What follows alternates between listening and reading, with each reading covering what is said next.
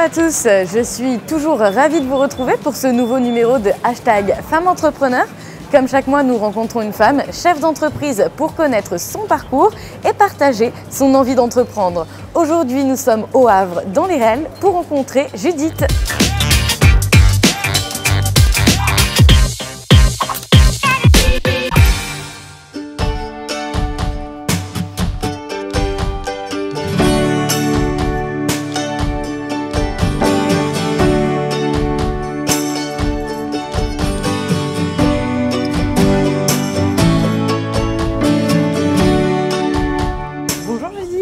Bonjour. Tu vas bien? Oui, très bien. Quel beau magasin, plein de couleurs. Oui, on essaye, ça fait du bien le matin, ça met dans l'ambiance et dans la bonne humeur. Alors, en quelques mots, est-ce que tu peux nous expliquer ce qu'est le comptoir des arômes? Le comptoir des arômes, c'est une épicerie fine au départ assez classique avec de très bons produits. Mais son originalité, en fait, c'est son offre vrac. On a plus de 200 produits en vrac, 200 épices, plus d'une centaine de thés en vrac. La particularité, c'est que chaque personne peut venir prendre la quantité qu'il souhaite. Donc une cuillère à soupe d'herbe de Provence, une cuillère à soupe de curry. Donc ça, c'est vraiment très apprécié par notre clientèle depuis 10 ans maintenant. Et quel chemin professionnel tu as pris pour en arriver là aujourd'hui? C'est un peu tortueux, un peu long. Mais en fait, j'étais donc journaliste. Et le papa de ma fille a été muté au Havre et j'ai décidé de tout changer. Donc à changer d'endroit, j'étais à Lyon à l'époque, j'ai décidé de tout changer. Et mes amis me disaient toujours en riant, quand tu ne sauras pas quoi faire, tu ouvriras une épicerie fine. Et une nuit, ça m'est venu et j'avais l'idée. D'accord, donc finalement, il n'y avait pas vraiment de lien entre le journalisme et l'idée d'ouvrir un commerce? Il n'y en avait aucun, même sur le papier. Après, je me suis rendu compte que c'était utile dans ma nouvelle profession, mais sur le papier, il n'y en avait pas. En fait, j'étais vraiment une passionnée de bouffe, il n'y a pas d'autre mot, au sens premier du terme. Je recevais toujours plein de gens à manger par plaisir, j'adorais faire à manger. Voilà, donc concrètement, c'était mon autre passion avec le sport. J'en avais 3. L'autre pôle que j'adore, c'est l'apéro. Et du coup, on a ouvert un magasin dédié, un autre magasin il y a un an qui s'appelle voilà, Bref de Comptoir et qui est dédié à l'apéritif qu'on a pu mettre en valeur. D'accord, donc une autre passion du coup. Exactement. Il faut en avoir, il faut en avoir. Et qu'est-ce qui te plaît le plus dans ta nouvelle profession?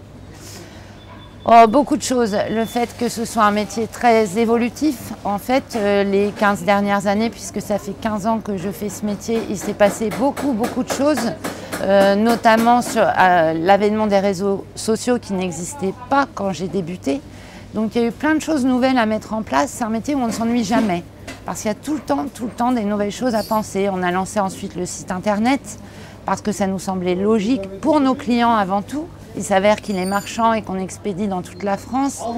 Et alors, j'ai une autre question un peu différente. Est-ce que c'est pas compliqué de passer d'un statut de salarié à un statut de chef d'entreprise? Ça fait peur?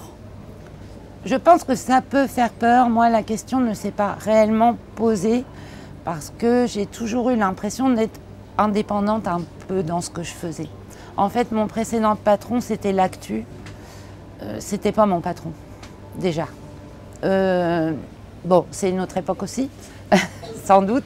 La presse a peut-être changé, mais je pense qu'il y a toujours des gens comme ça pour qui leur patron avant tout, c'est l'actu. Donc ici, il y a plein d'autres choses à penser. La difficulté réelle, c'est pas tellement d'avoir une hiérarchie au-dessus de soi, c'est qu'on a beaucoup plus de choses à penser qu'avant. Et justement, je vais rebondir sur cette masse à penser. Quand elle est trop lourde, est-ce qu'il y a un endroit dans lequel tu aimes te ressourcer particulièrement? Oui, j'en ai plusieurs. Il y en a un qui est assez près de chez moi, où j'aime beaucoup aller, c'est les Jardins Suspendus. Je trouve cet endroit extraordinaire et ça fait partie de tous ces changements qui se sont produits au Havre ces 10 dernières années. Les Jardins Suspendus avant, voilà, c'était une friche. Tout ce qu'on a pu rendre joli au Havre et qui nous rendent fiers en fait de notre ville. Et ben moi, je suis jamais allée justement dans ce jardin suspendu. Très bien. Alors je suis très contente qu'on aille finir l'interview là-bas. On y va? D'accord, oui, on y va.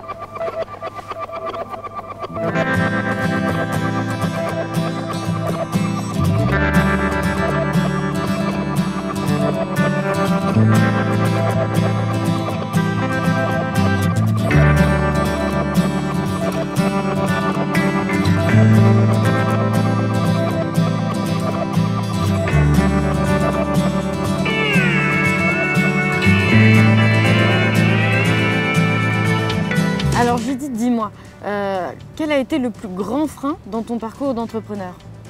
Le plus grand frein pour le comptoir des arômes au tout début, ça a été financier, parce que nous sommes situés au Hall Central, qui est une halle alimentaire, qui est un emplacement numéro 1. Donc c'était tout de même un certain prix. Mais j'ai réussi à avoir des prêts cependant, car je venais déjà de l'épicerie fine, où j'avais fait 5 ans auparavant. C'est pour ça que je conseille, quand on n'a pas forcément les moyens aux entrepreneurs de démarrer leur projet, parfois dans des emplacements numéro 2, voire 3.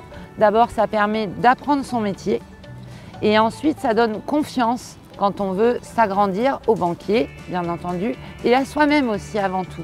Mais on peut parler aussi de belles victoires, l'ouverture d'un deuxième magasin. Tu peux nous expliquer comment ça s'est passé? Oui, l'ouverture du deuxième magasin, bien sûr, et bien là, les financiers étaient là, puisque tout se passait bien.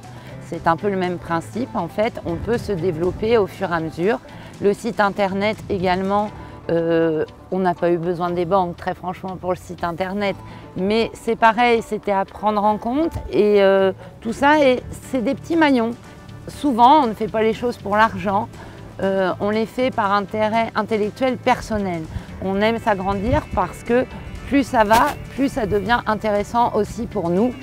Et voilà, c'est une question d'épanouissement avant tout, de aussi pouvoir faire travailler des gens pour soi. J'ai démarré seule mon activité en 2004 et puis au fur et à mesure on a été 2, puis on a été 3, puis on a été 4, maintenant on est 5. C'est une grande satisfaction personnelle de pouvoir faire travailler des gens, de se dire qu'on est utile à eux aussi. Je pose souvent cette question parce qu'il y a encore beaucoup de barrières pour les femmes qui pensent que être entrepreneur, c'est plus pour les hommes parce que justement, ils ont moins ce côté familial que les femmes. Et justement, ça se développe de plus en plus. Oui, alors en termes de commerce pur, hein, pas l'entrepreneuriat global, en termes de commerce pur, moi j'ai adoré le fait que mes enfants m'identifient à un endroit. J'étais journaliste comme vous avant et parfois le matin, je me réveillais. Il était possible qu'à 10 h du matin, je pars pour 4 jours sans le savoir auparavant. Je peux vous dire que maintenant, pour moi, c'est plus facile et qu'en plus, pour des petites filles, quand j'ai commencé, elles étaient très contentes de sortir de l'école et de venir voir maman dans son magasin. Pour elles, c'était plus concret aussi, plus réel. Et moi, ça m'a toujours plu et c'est pas un frein pour moi, vraiment pas. Et alors, pour terminer, je pose toujours la même question. Pour ceux qui nous regardent et qui souhaiteraient se lancer, qu'est-ce que tu conseilles? De bien préparer son projet, se faire aider, même quand on a l'argent, même quand on n'a pas besoin des banques, c'est très très important. Moi en 2004, j'ai fait les 5 jours pour entreprendre de la CCI, j'ai été suivie à l'époque par l'APEC, j'ai demandé un business plan à l'école de management de Normandie, j'ai fait au moins 5 business plans différents alors que je n'avais pas besoin des banques. Mais en fait, ça ne veut rien dire. Les gens se trompent parfois. Oui, et puis il faut vraiment préparer. Parce que si vous vous lancez et qu'au bout de 3 ans, tout est fini, c'est dur quand même comme situation. Eh bien, merci beaucoup Judith. Merci de nous avoir accordé du temps. Quant à nous, on se retrouve très bientôt pour un prochain numéro de Hashtag Femme Entrepreneur. D'ici là, n'oubliez pas de nous suivre sur les réseaux sociaux.